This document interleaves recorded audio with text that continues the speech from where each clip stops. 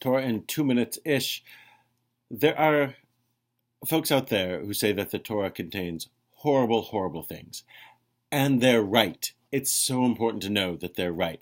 Anyway, every so often I listen to people, Jews, who heap scorn on the Quran for allegedly horrible, violent texts within it.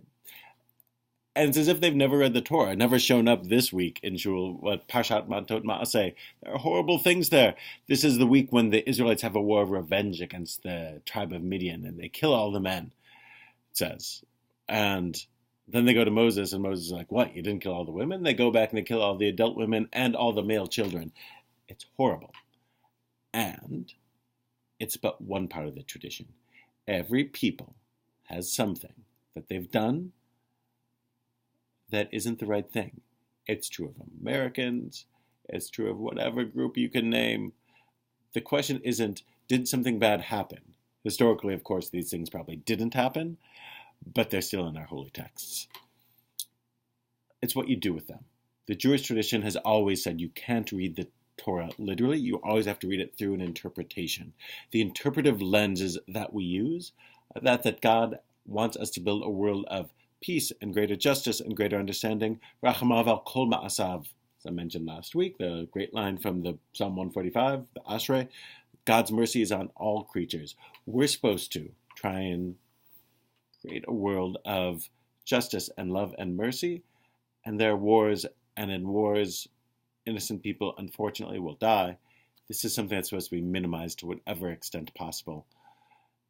The horrible texts that we read in the Torah this week, and in some others, there's a few more coming up, teach us, in part, why the Jewish tradition isn't a fundamentalist one. We're to reject literal reads of the Torah and embrace the tradition that says, view it through a certain lens. Know that the past isn't something that can be recreated. Rather, we're supposed to look forward to building a more peaceful and just world.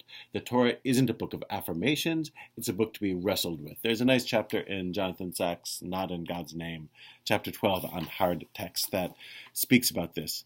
King David himself was not able to build the temple. The Tanakh teaches us towards the end of the Tanakh, because he had too much blood on his hands. You don't bring God into the world through war. You do it through building peace.